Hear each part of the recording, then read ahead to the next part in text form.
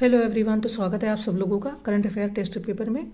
देखिए, हमने इस टेस्ट पेपर के 2 वीडियोस में 80 नंबर तक क्वेश्चन देख लिए थे। अब हम इसको कोशिश करेंगे कि फिनिश कर दें, क्योंकि ज़्यादा क्वेश्चन ज़्यादा वीडियो बनाना ठीक नहीं रहता। और क्योंकि हमें 150 क्वेश्चन जीएस के मिलते हैं जब फाइनल एग्जाम होता है, तो हमें उसी मोड में अपनी तैयारी करनी होती है ना। आप सब लोगों के बहुत सारे कमेंट थे, कई लोगों के कि वीडियो लंबा हो जाता है, तो आप 40 से 45 मिनट बहुत है, इनफ है, वीडियो इतना ही रखिए। तो मैंने बीच में थोड़े वीडियो छोटे छोटे कर दिए, पर मैं सोचती हूँ कि एक वीडियो में या 2 वीडियो के अंदर पूरी टेस्ट सीरीज को फिनिश कर ले तो सही रहता है। ठीक है, तो कई लोगों की सुविधा के लिए ही मैंने ऐसा किया था, पर मैं कोशिश करूँगी कि 2 वीडियो में पूरी टेस्ट सीरीज को फिनिश कर दूँ। ऐसे अनावश्यक बहुत सारे वीडियो हो जाते हैं। हम अब क्वेश्चन देखते हैं अपना करंट के। ये टेस्ट पेपर आपके लिए बहुत इंपॉर्टेंट है इस प्रकार, क्योंकि करंट अफेयर बहुत इंपॉर्टेंट है। आपको पता है 30 to 35 क्वेश्चन आते हैं, बहुत इंपॉर्टेंट रहते हैं हमारे क्वेश्चन पेपर के लिए या नंबरों के लिए, है ना। चलिए क्वेश्चन देखते हैं। क्वेश्चन है कि हाल ही में खबरों में ना स्ट्रॉबेरी सेंस क्या है। ऑप्शन है स्ट्रॉबेरी की परिपक्वता मापन के लिए इस्तेमाल किया जाने वाला संवेदी उपकरण। बी, तारामंडलों पर नजर रखने के लिए एक अंतरिक्ष मिशन। सी, भारतीय अंतरिक्ष अनुसंधान संगठन इसरो द्वारा विकसित एक कम लागत वाला स्टार सेंसर। या डी, एक पहनने योग्य तकनीक जो हृदय गति और रक्तचाप पर नजर रखती है। हम देखते हैं इसके आंसर के बारे में। तो कह रहे हैं कि भारतीय अंतरिक्ष अनुसंधान संगठन यानी कि इसरो ने हाल ही में PSLV orbital experimental module poem पर लगे स्टारबेरी सेंस नामक एक कम लागत वाले स्टार सेंसर को लॉन्च किया है, जिसने अपने पहले अंतरिक्ष परीक्षण के दौरान अच्छा प्रदर्शन किया है। तो इसलिए हमारा जो विकल्प हो जाएगा वो सी हो जाएगा। ठीक है, मैं कुछ कुछ चीज़ें बताती जाऊंगी ताकि समझने में थोड़ा सा अच्छा रहता है। किसी चीज़ का अगर आधार नहीं पता हो तो फिर उसके रिजल्ट को समझने में थोड़ी दिक्कत होती है। ठीक, चलिए आगे बढ़ते हैं। नेक्स्ट क्वेश्चन हमारा है कि हाल ही में समाचारों में देखा गया कैनरी द्वीप निम्नलिखित में से किस देश में स्थित है। ऑप्शन है स्पेन, बी इटली, सी बेलारूस, या डी पोलैंड। बात करें अगर हम, तो स्पेन के कैनरी द्वीप समूह में अटलांटिक महासागर में एक द्वीप समूह शामिल है। कैनरी में लॉस पाल्मास और सांता क्रूज डे टेनेरिफ के स्पेनिश प्रांत शामिल है। कैनरी द्वीप समूह का निर्माण लाखों वर्ष पहले ज्वालामुखी विस्फोट से हुआ था। तो ऑप्शन ए हो जाएगा आपका जो कैनरी द्वीप है। इन्होंने कहा कि समाचार में देखा गया कैनरी द्वीप निम्नलिखित में से किस देश में स्थित है ना, तो स्पेन हो जाएगा। नेक्स्ट कह रहे हैं कि रक्षा, सुरक्षा, विज्ञान, प्रौद्योगिकी और आर्थिक क्षेत्र में सहयोग को मजबूत करने हेतु अटलांटिक घोषणा निम्नलिखित में से किसके बीच घोषित की गई थी। ऑप्शन है यूरोपीय संघ और संयुक्त राज्य अमेरिका, बी संयुक्त राज्य अमेरिका और ब्रिटेन, सी ब्रिटेन और कनाडा, या डी यूरोपीय संघ और यूनाइटेड किंगडम। अगर हम बात करें यहाँ पर रक्षा, सुरक्षा, विज्ञान, प्रौद्योगिकी के बारे में, तो संयुक्त राज्य अमेरिका और यूनाइटेड किंगडम ने 21वीं सदी की यूएस यूके आर्थिक साझेदारी के लिए अटलांटिक घोषणा की सूचना दी है। इस घोषणा का उद्देश्य वर्तमान युग की चुनौतियों को प्रभावी ढंग से संबोधित करने के लिए दोनों देशों के मध्य लंबे समय से चले आ रहे गठबंधन को अनुकूलित, सुदृढ़ और पुनर्कल्पित करना है। तो यहाँ पर जो आंसर हो जाएगा वो भी हो जाएगा संयुक्त राज्य अमेरिका, और आपका हो जाएगा। ठीक है, वैसे मैंने इसके नाम को चेक किया है, आई होप कि एक बार आप भी चेक कर लीजिएगा। देखिए, कई बार ना ऑप्शन में कुछ और दे देते हैं और यहाँ पर थोड़ा सा नाम में कन्फ्यूजन दे देते हैं ना, बाकी सही है। चलिए हम नेक्स्ट क्वेश्चन देखते हैं। नेक्स्ट क्वेश्चन हमारा है कि बायोमास को फायरिंग के संदर्भ में निम्नलिखित कथनों पर विचार करना। ऑप्शन है बायोमास को फायरिंग कोयला आधारित ताप संयंत्रों में ईंधन के एक हिस्से को बायोमास से प्रतिस्थापित करने का अभ्यास है। सेकंड ऑप्शन हमारा कह रहे हैं कि इसके तहत कोयला दहन के लिए डिजाइन किए गए बॉयलरों में कोयले और बायोमास का एक साथ दहन किया जाता है। इस उद्देश्य की पूर्ति के लिए कोयला विद्युत संयंत्रों के आंशिक रूप से पुनर्निर्माण और पुनर्संयोजन की आवश्यकता होगी। थर्ड ऑप्शन में हमारे कह रहे हैं कि को फायरिंग कुशल एवं स्वच्छ तरीके से बायोमास को बिजली में रूपांतरित करने और बिजली संयंत्रों से होने वाले ग्रीन हाउस गैस उत्सर्जन को कम करने का एक विकल्प है। तो यहाँ पर हमें बताना है आंसर। ये हमारा बोल रहे हैं कि उपयुक्त कथनों में से कौन से सही हैं। ऑप्शन ए केवल फर्स्ट और सेकंड, बी केवल सेकंड और थर्ड, सी फर्स्ट और थर्ड, या डी फर्स्ट, सेकंड और थर्ड। हम अगर बात करें यहाँ पर बायोमास के बारे में, देखिए ये कह रहे हैं कि बायोमास को फायरिंग कोयला आधारित ताप संयंत्रों में ईंधन के एक हिस्से को बायोमास से प्रतिस्थापित करने का अभ्यास है। लेकिन जो हमने 3 ऑप्शन ऊपर पढ़े हैं वो अपने तीनों ही आंसर सही हैं। ठीक है, फर्स्ट, सेकंड और थर्ड तीनों ही फैक्ट सही है। मतलब इसके तहत कोयला दहन के लिए डिजाइन किए गए बॉयलरों में कोयले और बायोमास का एक साथ दहन किया जाएगा, ये भी सही है। और इस उद्देश्य की पूर्ति के लिए कोयला विद्युत संयंत्रों के आंशिक रूप से पुनर्निर्माण और पुनर्संयोजन की आवश्यकता होगी। ठीक है, चलिए आगे बढ़ते हैं। देखिए नेक्स्ट कह रहे हैं कि निम्नलिखित में से किस मंत्रालय ने कैच द रेन 2023 अभियान शुरू किया। ऑप्शन है जल शक्ति मंत्रालय, बी ग्रामीण विकास मंत्रालय, सी पंचायती राज मंत्रालय या डी कॉरपोरेट कार्य मंत्रालय। हम अगर यहाँ पर बात करें कि हाल ही में राष्ट्रीय जल मिशन, जल संसाधन, नदी विकास और गंगा संरक्षण विभाग, जल शक्ति मंत्रालय ने जनपद नई दिल्ली स्थित डॉक्टर अंबेडकर अंतर्राष्ट्रीय केंद्र में कार्यशाला सह उन्मुखीकरण कार्यक्रम का आयोजन किया और यह उन केंद्रीय नोडल अधिकारियों और तकनीकी अधिकारियों के लिए था जो जल शक्ति अभियान कैच द रेन 2023 का प्रभावी क्रियान्वयन सुनिश्चित करने के लिए जल की कमी से जूझ रहे 150 जिलों का दौरा करेंगे। तो इसलिए आपका आंसर यहाँ पर जो सही होगा वो हो जाएगा जल शक्ति मंत्रालय, यानी कि ऑप्शन ए। ठीक है, चलिए आगे बढ़ते हैं। नेक्स्ट कह रहे हैं कि हाल ही में खबरों में रहा मालचा महल या विलाहट महल निम्नलिखित में से किस राजवंश से संबंधित। ऑप्शन है तुगलक वंश, बी लोधी वंश, सी मुगल वंश या डी खिलजी वंश। ठीक है, तो देखते हैं इसको। देखिए बात किया जाए अगर तो दिल्ली पर्यटन विभाग ने अपनी बहुप्रतीक्षित हॉन्टेड वॉक शुरू किया है, जिसके लिए यात्रा हेतु पहले गंतव्य के रूप में मालचा महल को चुना गया है। मालचा महल या जो आपका मालचा महल है या विलाहट महल है, ये तुगलक युग का एक शिकार क्षेत्र है जिसे 14वीं शताब्दी में फिरोज शाह तुगलक ने बनवाया था और इसका नाम मालचा मार्ग के नाम पर रखा गया था, जिसमें राजनयिकों, व्यापारियों और लेखकों सहित शहर के अभिजात वर्ग रहते थे। तो इसलिए जो आपका आंसर हो जाएगा वो हो जाएगा तुगलक वंश से संबंधित है। ठीक है, चलिए आगे बढ़ते हैं। नेक्स्ट कह रहे हैं कि कभी कभी समाचारों में भारतीय श्रम के संदर्भ में हिस्टेरेक्टमी का उल्लेख किया जाता है। ऑप्शन ए हिस्टेरेक्टॉमी निम्नलिखित में से किससे संबंधित। ऑप्शन ए एक प्रकार की शल्यक्रिया, बी एक प्रकार की औषधि, सी एक प्रकार का रोग या डी एक प्रकार की चिकित्सा। हम अगर बात करें यहाँ पर एक अलग सा नाम है हिस्टेरेक्टॉमी। ठीक है, तो इसके विषय में अगर बात की जाए तो ये हिस्टेरेक्टॉमी जो है वो एक सर्जरी है जिसमें महिला के गर्भाशय को आंशिक या पूर्ण रूप से हटाना शामिल है। यह भारत में स्वास्थ्य देखभाल एवं चिकित्सा नैतिकता मुद्दे के रूप में उभरा है। महिला गन्ना मजदूरों के हिस्टेरेक्टॉमी कराने की खबरें आई हैं। ऑप्शन ए आपका हो जाएगा एक प्रकार की शल्यक्रिया, है ना, या एक प्रकार की कहें तो सर्जरी। चले आगे बढ़ते हैं।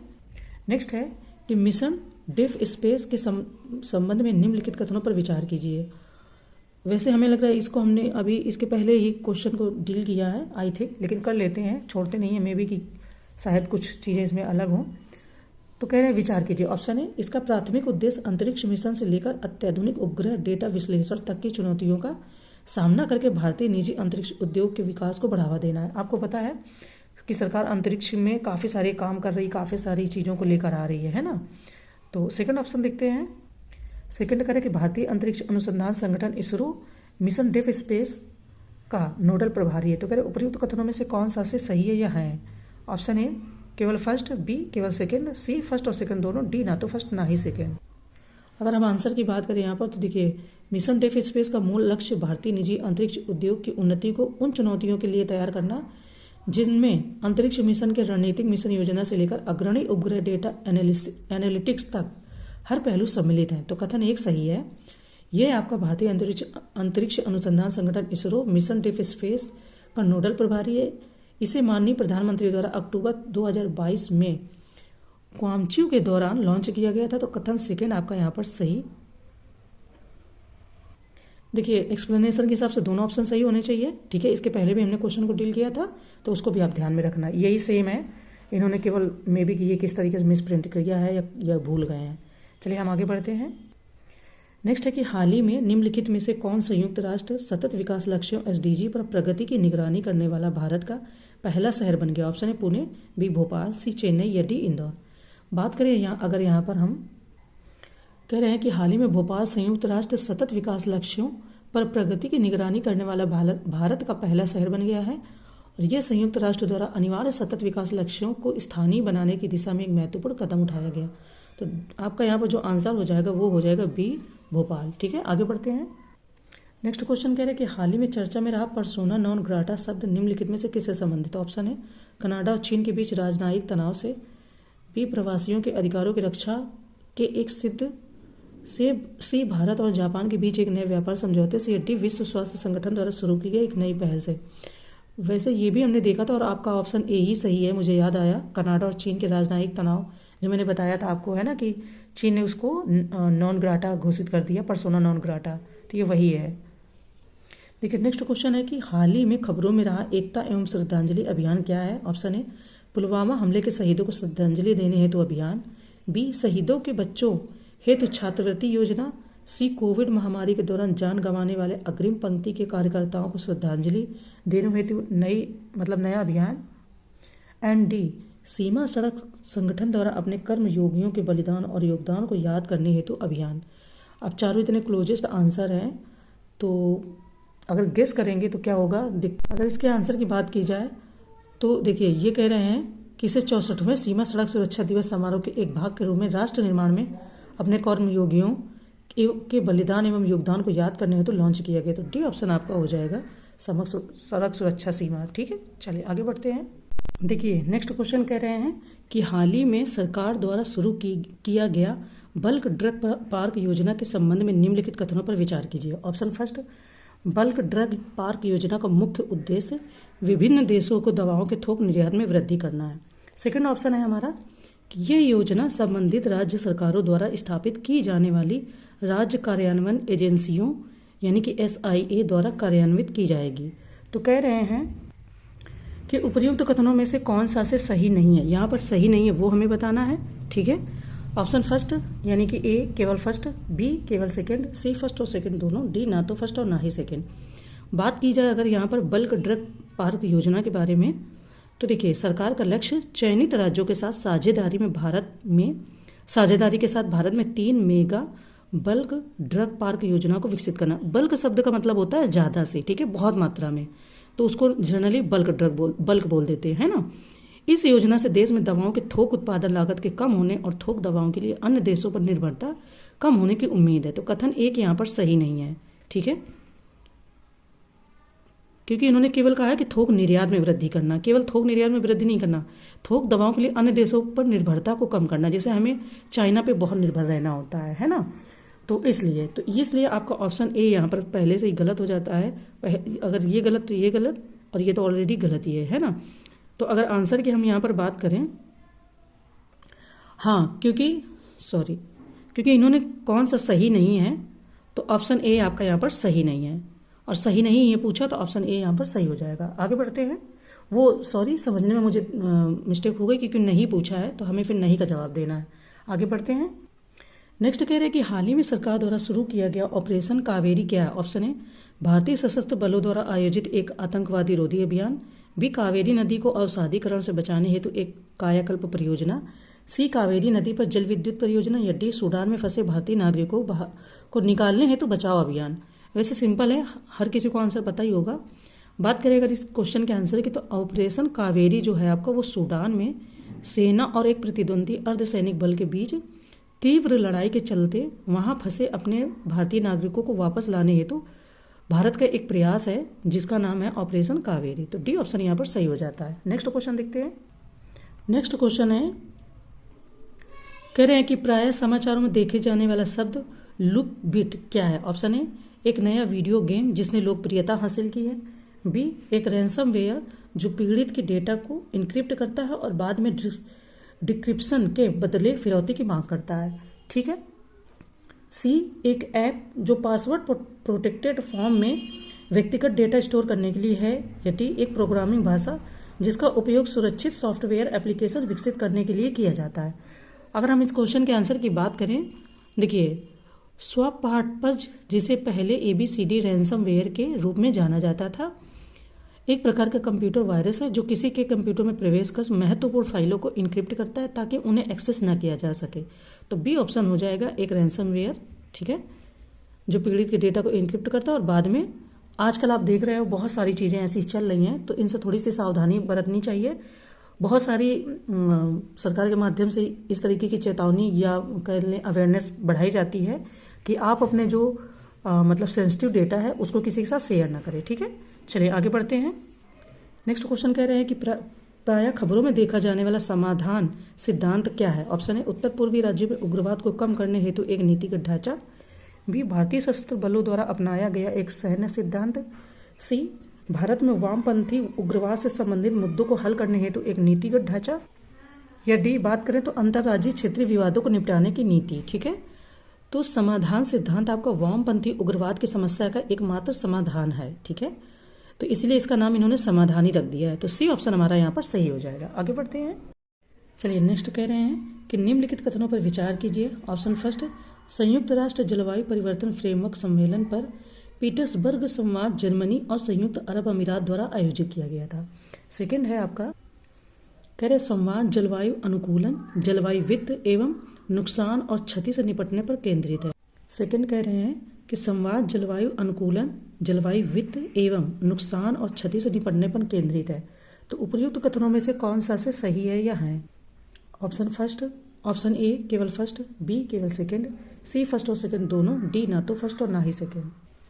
देखिए, अगर आंसर की बात करें तो जलवायु परिवर्तन पर पीटर्सबर्ग संवाद का आयोजन आपके बर्लिन जर्मनी में 2 से 3 मई 2023 को हुआ था। ठीक है, जिसमें जर्मनी और संयुक्त अरब अमीरात द्वारा किया गया था, जो संयुक्त राष्ट्र जलवायु परिवर्तन फ्रेमवर्क सम्मेलन यानी UNFCCC के पक्षकारों के 88वें सम्मेलन COP28 की मेजबानी कर रहे हैं। कथन एक आपके यहाँ पर सही है, सेकंड भी कथन हमारा सही है। तो इस तरीके से, क्योंकि यह संवाद जलवायु अनुकूलन, जलवायु वित्त एवं नुकसान और क्षति से निपटने पर केंद्रित है, तो सेकंड भी ऑप्शन आपका सही है।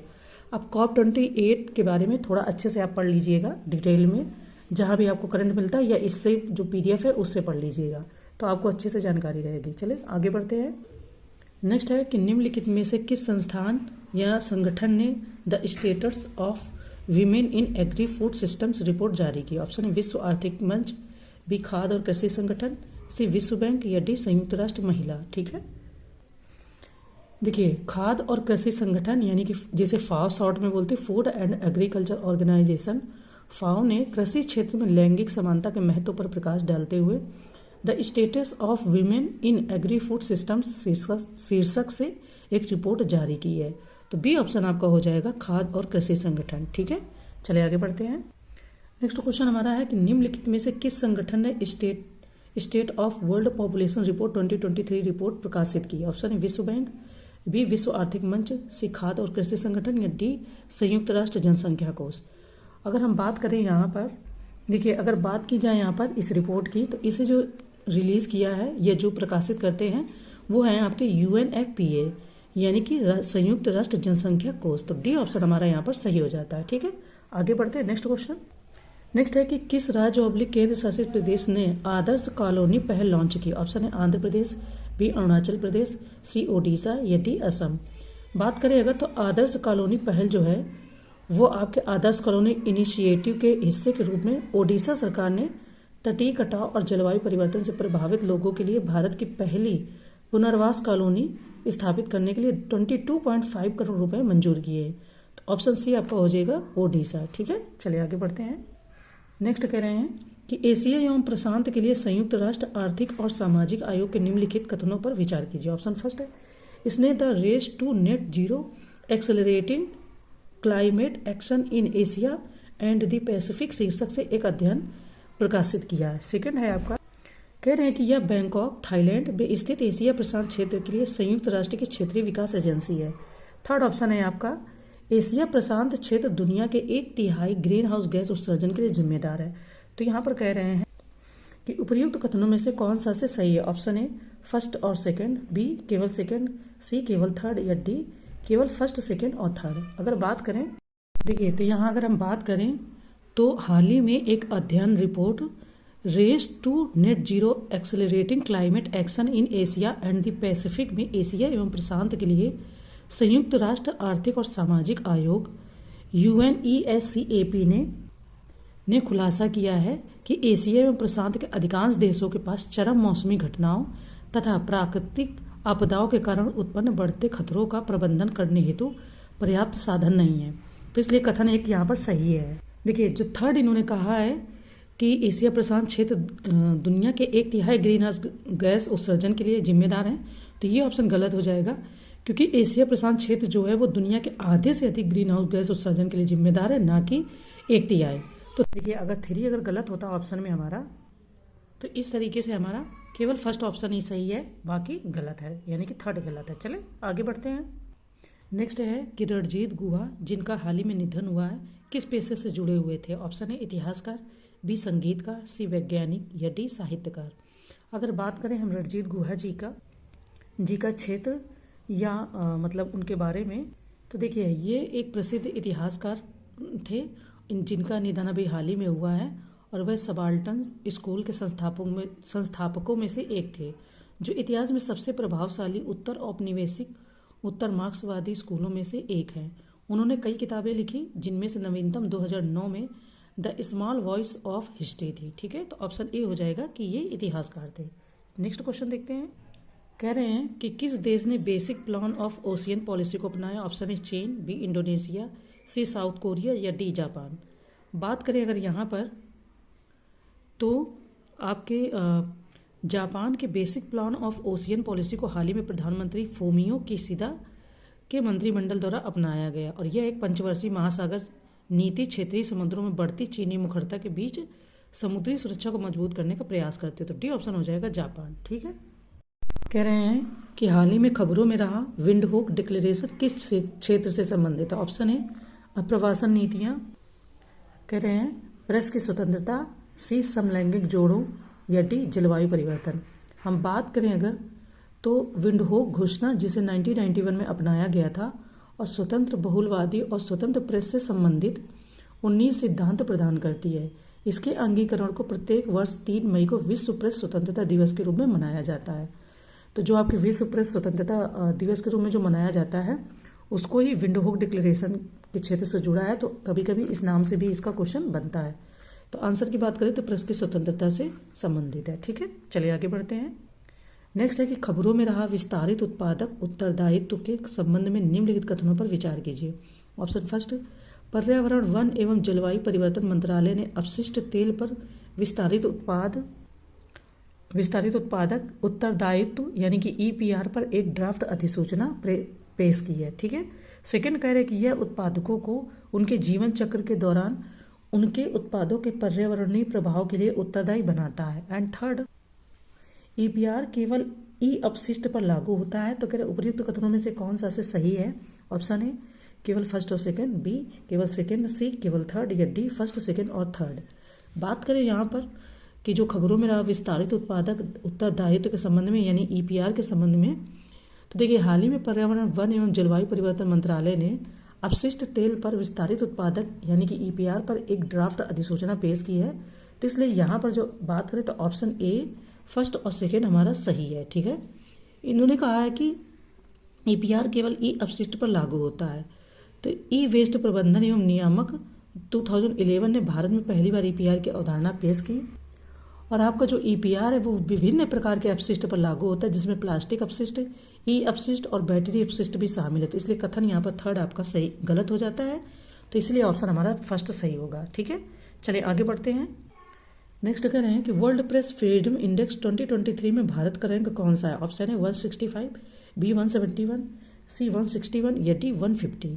तो बात करें अगर हम, तो 2023 विश्व प्रेस स्वतंत्रता सूचकांक में भारत की रैंकिंग जो 11 पायदान गिरकर 161 हो गई है। ये रिपोर्ट हाल ही में वैश्विक media watchdog reports without borders द्वारा जारी की गई है।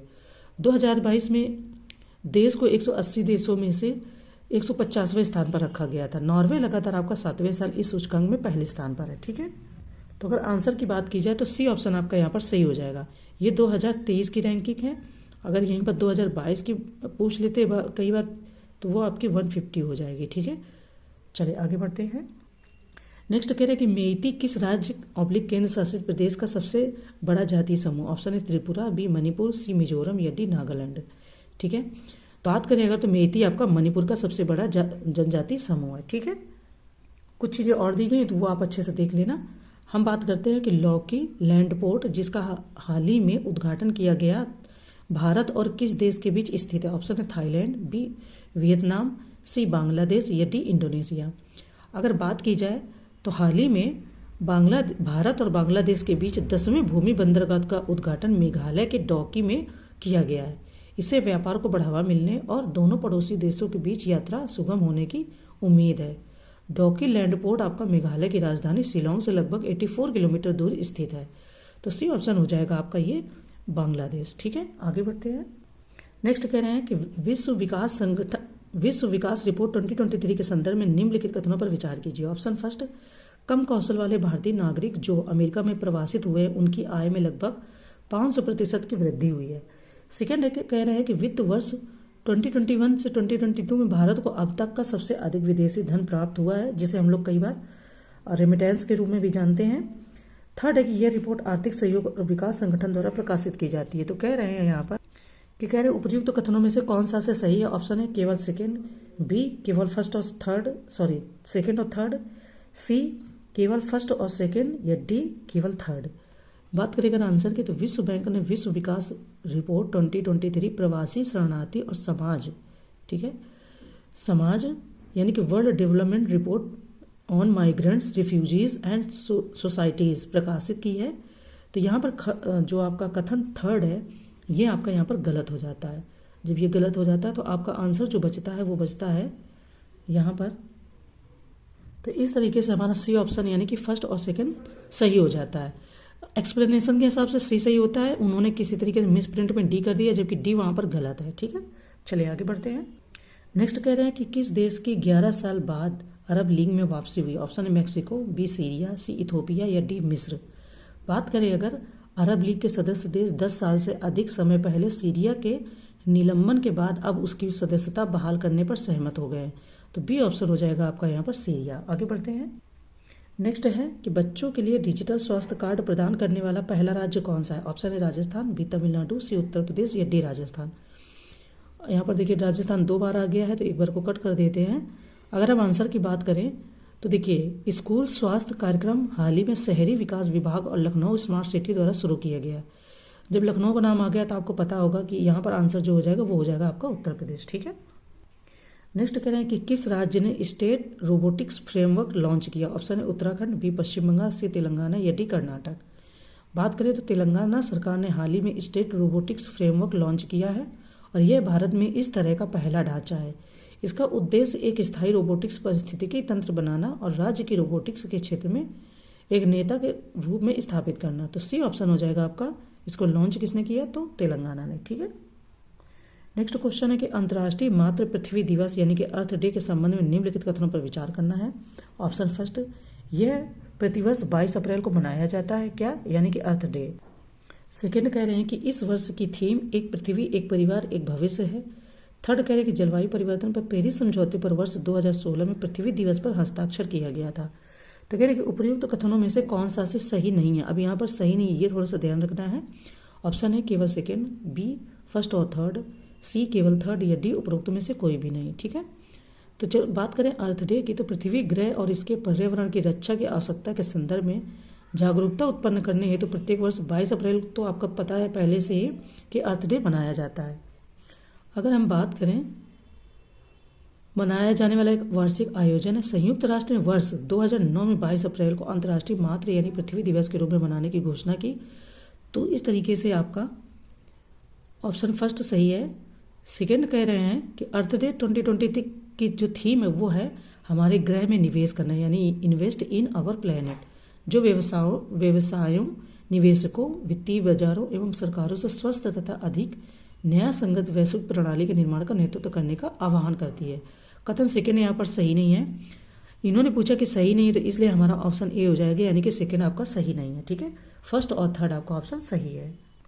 नेक्स्ट है कि भारत का पहला पॉड टैक्सी प्रोजेक्ट पाने वाला पहला राज्य कौन सा। ऑप्शन है उत्तर प्रदेश, बी केरल, सी हिमाचल प्रदेश, या डी मध्य प्रदेश। बात की जाए यहाँ पर यमुना प्राधिकरण ने भारत की पहली पॉड टैक्सी परियोजना को संशोधित विस्तृत रिपोर्ट और बोली दस्तावेज को मंजूरी दे दी है। तो यहाँ पर जो आंसर हो जाएगा वो आपका हो जाएगा उत्तर प्रदेश। ठीक है, क्योंकि यमुना प्राधिकरण के द्वारा पॉड टैक्सी को मंजूरी मिल गई है। नेक्स्ट क्वेश्चन है कि कौन सा देश छठे हिंद महासागर सम्मेलन का मेजबान है। ऑप्शन है Indonesia, B Bangladesh, C Thailand, या डी म्यांमार। बात करें अगर छठे हिंद महासागर सम्मेलन IOC का आयोजन आपका क्षेत्र के राज्यों और प्रमुख समुद्री भागीदारों को एक साथ लाने के लिए किया जा रहा है, ताकि क्षेत्र में सभी के लिए सुरक्षा और विकास के लिए क्षेत्रीय सहयोग की संभावना पर चर्चा की जा सके। बात करें अगर हम इसकी तो यह ढाका बांग्लादेश में आयोजित किया जा रहा है और हिंद महासागर सम्मेलन यानी इंडियन ओशन कॉन्फ्रेंस IOC 2016 में शुरू किया गया था। तो बी ऑप्शन आपका हो जाएगा बांग्लादेश। ठीक है, चलें आगे बढ़ते हैं। नेक्स्ट कह रहे हैं कि एससीओ स्टार्टअप फोरम 2023 का आयोजन किस शहर में किया गया? ऑप्शन है बेंगलोर, बी मुंबई, सी भोपाल या डी नई दिल्ली। बात करें अगर यहाँ पर एससीओ स्टार्टअप फोरम का तीसरा जो संस्करण हाल ही में आयोजित किया गया और इसका आयोजन नई दिल्ली में किया गया, तो डी ऑप्शन आपका यहाँ पर सही हो जाएगा। कुछ चीज़ें और भी दी गई हैं थोड़ी सी, तो उनको आप अच्छे से पढ़ लेना पीडीएफ के द्वारा। ठीक है, नेक्स्ट है कि लेजर कार्बन के संबंध में निम्नलिखित कथनों पर विचार करें। ऑप्शन है लेजर कार्बन में नाइट्रोजन होता है जो इलेक्ट्रोलिसिस में उत्प्रेरक और कैथोड दोनों के रूप में कार्य करता है। सेकंड कह रहे हैं यहाँ पर ऑप्शन में कि ऑक्सीजन इवोल्यूशन रिएक्शन की अत्यधिक क्षमता को कम करके यह जल के अणुओं को विभाजित करने के लिए आवश्यक ऊर्जा की मात्रा को कम करता है। तो कह रहे उपरोक्त कथनों में से कौन सा से सही है? कथन हमारे क्या है? ऑप्शन ए केवल फर्स्ट, बी केवल सेकंड, सी फर्स्ट और सेकंड दोनों, डी ना तो फर्स्ट और ना ही सेकंड। हम बात करें अगर यहाँ पर लेजर कार्बन की, तो हाइड्रोजन का उत्पादन करने के लिए जल के इलेक्ट्रोलिसिस में उपयोग में लाए जाने वाले महंगे धातु आधारित उत्प्रेरकों के स्थान पर लेजर कार्बन का प्रयोग किया जा सकता है। यद्यपि इसकी उत्प्रेरक गतिविधि धातु आधारित उत्प्रेरक के रूप में अच्छी नहीं है, लेकिन कह रहे हैं कि निर्माण प्रक्रिया में विभिन्न पॉलीमर का उपयोग करके इसे बेहतर बनाया जा सकता है। तो इस तरीके से आपका ऑप्शन फर्स्ट सही नहीं है, लेकिन यहाँ पर सेकंड सही है। ठीक है, चलिए आगे बढ़ते हैं। नेक्स्ट कह रहे हैं कि एक नई रिपोर्ट के अनुसार किस देश में पिछले 2 दशकों में प्रति व्यक्ति ई कचरा ई वेस्ट 3 गुना हो गया? ऑप्शन है Japan, B Bharat, C Canada या डी दक्षिण कोरिया। बात करें तो एक अध्ययन से पता चला कि कनाडा का ई कचरा पिछले 2 दशकों में 3 गुना हो गया है और यह प्रति व्यक्ति ई कचरे का उत्पादन 2000 में 8.3 किलोग्राम से बढ़कर 2020 में 25.3 किलोग्राम हो गया है। तो ये आपका काफ़ी चिंता का विषय है और ऑप्शन हो जाएगा सी कनाडा। नेक्स्ट कह रहे हैं कि हाल ही में खबरों में रहा ई रेट्रोफिटमेंट किस क्षेत्र से जुड़ा? ऑप्शन है अंतरिक्ष, बी रक्षा, सी इलेक्ट्रिक मोबिलिटी या डी कंप्यूटर। बात करें तो ई रेट्रोफिटमेंट आंतरिक दहन इंजन को इलेक्ट्रिक पावर ट्रेन से बदलकर एक पारंपरिक वाहन को ईवी में बदलने की प्रक्रिया है। उम्मीद की जाती है कि यह भारत के इलेक्ट्रिक मोबिलिटी में परिवर्तन में एक प्रमुख भूमिका निभाएगा। भारत सरकार ने 2030 तक यानी 2030 तक इलेक्ट्रिक यात्री कारों की 30% का महत्वाकांक्षी लक्ष्य निर्धारित किया है। तो यानी कि काफ़ी अपने आप में गेम चेंजर साबित होने वाला है ये, अगर इस तरीके से अच्छे से हो जाएगा। तो आंसर की बात करें तो सी हो जाएगा आपका। ई रेट्रोफिटमेंट किस क्षेत्र से जुड़ा है? तो ये आपका इलेक्ट्रिक मोबिलिटी से जुड़ा है। ठीक है, नेक्स्ट क्वेश्चन हमारा है कि किस संस्था ने 100 डेज 100 पेज अभियान शुरू किया? ऑप्शन है एसबीआई, बी आरबीआई, सी वर्ल्ड बैंक या डी आईएमएफ। बात करें तो भारतीय रिजर्व बैंक यानी कि आपके आरबीआई ने हाल ही में बैंकों द्वारा 100 डेज और 100 पेज अभियान शुरू किया है। तो बी ऑप्शन आपका हो जाएगा आरबीआई। अब ये किस लिए शुरू किया गया इसको थोड़ा सा आप पढ़ लीजिएगा, हम आगे बढ़ते हैं। देखिए कह रहे हैं कि भारतीय अंतरिक्ष नीति 2023 के संबंध में निम्नलिखित कथनों पर विचार कीजिए। ऑप्शन फर्स्ट, नीति के अनुसार इन स्पेस इसरो और गैर सरकारी संस्थाओं के बीच इंटरफेस का कार्य करेगा। सेकंड है आपका कि यह नीति निजी क्षेत्र को अंतरिक्ष गतिविधियों जैसे उपग्रहों, रॉकेटों और लॉन्च वाहनों का निर्माण, डेटा संग्रह तथा प्रसार में भाग लेने की अनुमति देती है। तो कह रहे हैं कि उपर्युक्त कथनों में से कौन सा से सही नहीं है, क्योंकि अब यहाँ पर सही नहीं है पूछ रहे हैं, तो उसी हिसाब से आंसर को बताना है। ऑप्शन है केवल फर्स्ट, बी केवल सेकंड, सी फर्स्ट और सेकंड दोनों, डी ना तो फर्स्ट और ना ही सेकंड। बात करें तो कह रहे हैं कि इस नीति से अंतरिक्ष सुधारों को बल मिलने के साथ देश की अंतरिक्ष अर्थव्यवस्था में निजी उद्योग की भागीदारी को बढ़ावा मिलेगा। इन स्पेस इसरो और गैर सरकारी संस्थाओं के बीच इंटरफेस का कार्य करेगा। अतः कथन है आपका एक सही नहीं है। सेकंड कह रहे हैं कि इस नीति से अंतरिक्ष गतिविधियों में निजी क्षेत्र की भूमिका को प्रोत्साहन मिलेगा, जिसमें उपग्रह निर्माण, रॉकेट और लॉन्च व्हीकल, डेटा संग्रह एवं प्रसार शामिल है। अतः कथन आपका यहाँ पर सेकंड सही है। आंसर की बात करें तो ऑप्शन ए आपका यहाँ पर दिया है केवल फर्स्ट। आगे बढ़ते हैं। नेक्स्ट क्वेश्चन है कि वैश्विक आयुर्वेद महोत्सव के 5वें संस्करण का मेजबान कौन सा शहर है? ऑप्शन है रांची, बी शिमला, सी अमरावती या डी तिरुवनंतपुरम। बात करें ग्लोबल आयुर्वेद फेस्टिवल का 5वां संस्करण जो आपका हुआ है वह इस साल आपका तिरुवनंतपुरम में हुआ है। ठीक है, जो कि 1 से 5 तक आयोजित किया जाएगा और यह कार्यक्रम वर्तमान दुनिया की स्वास्थ्य चुनौतियों को हल करने में आयुर्वेद द्वारा प्रदान की गई विशाल क्षमता को उजागर करने पर केंद्रित होगा। ठीक है, तो डी ऑप्शन आपका हो जाएगा यहाँ पर तिरुवनंतपुरम। आगे बढ़ते हैं। नेक्स्ट है कि किस राज्य ने सड़कों को गड्ढों से मुक्त बनाने के लिए पैच रिपोर्टिंग ऐप लॉन्च किया? ऑप्शन है उत्तराखंड, बी गुजरात, सी मध्य प्रदेश या डी गोवा। बात करें यहाँ पर तो पैच रिपोर्टिंग ऐप हाल ही में उत्तराखंड के मुख्यमंत्री द्वारा राज्य में सड़कों को गड्ढा मुक्त बनाने के लिए लॉन्च किया गया है। इसे राज्य के लोक निर्माण विभाग द्वारा विकसित किया गया था। यह ऐप किसी भी व्यक्ति को आसपास की सड़कों व गड्ढों की तस्वीरें खींचकर विस्तृत शिकायत दर्ज करने की अनुमति देता। तो ऑप्शन ए आपका हो जाएगा उत्तराखंड। ठीक है, चलिए आगे बढ़ते हैं। नेक्स्ट क्वेश्चन है कि हाल ही में खबरों में रहा सेंडाई फ्रेमवर्क किससे संबंधित है? देखिए, इसको सेंडाई बोलते हैं या फिर सेंदाई भी बोलते हैं ना। ऑप्शन है शरणार्थियों, बी असंगठित क्षेत्र, सी आपदा जोखिम या डी विकलांग व्यक्ति यानी कि दिव्यांग व्यक्ति। बात करें अगर आपका तो आपदा जोखिम न्यूनीकरण के लिए सेंडाई फ्रेमवर्क आपदा जोखिम के 3 आयामों पर ध्यान केंद्रित करता है, यानी जोखिम, भेद्यता और क्षमता, और जोखिमों को कम करने और लचीलेपन को बढ़ाने के लिए खतरे की विशेषता है। ठीक है, तो अगर आंसर की बात की जाए तो ये आपका सी हो जाएगा, आपदा जोखिम। नेक्स्ट क्वेश्चन है कि आईडेक्स के संदर्भ में निम्नलिखित कथनों पर विचार कीजिए। ऑप्शन फर्स्ट, इसे वर्ष 2018 में शुरू किया गया था। सेकेंड ऑप्शन है आपका कि यह सूक्ष्म, लघु और मध्यम उद्यमों यानी कि एमएसएमईज, स्टार्टअप्स, निजी नवोन्मेषों, अनुसंधानों एवं विकास के लिए धन अनुदान प्रदान करता है। तो करें उपयुक्त कथनों में से कौन सा से सही है? यह है ऑप्शन है केवल फर्स्ट, बी केवल सेकेंड, सी फर्स्ट और सेकेंड दोनों, डी ना तो फर्स्ट और ना ही सेकेंड। अगर आंसर की हम बात करें आईडेक्स यानी कि भारतीय सेना के आधुनिकीकरण के लिए तकनीकी रूप से उन्नत समाधान प्रदान करने हेतु नव प्रवर्तकों और उद्यमियों को शामिल कर रक्षा तथा एरोस्पेस में नवाचार एवं प्रौद्योगिकी विकास को प्रोत्साहित करने के लिए एक पारिस्थितिकी तंत्र है। इसे वर्ष 2018 में शुरू किया गया था। आंसर की अगर हम बात करें यहाँ पर, क्योंकि एमएसएमईज वगैरह सब इसमें शामिल है, तो सी ऑप्शन आपका यहाँ पर सही हो जाता है, यानी कि फर्स्ट और सेकेंड दोनों। ठीक है, नेक्स्ट है कि हाल ही में खबरों में रहा नवेगांव नागजीरा टाइगर रिजर्व किस राज्य / केंद्र शासित प्रदेश में स्थित है? ऑप्शन है राजस्थान, बी महाराष्ट्र, सी उत्तराखंड या डी पश्चिम बंगाल।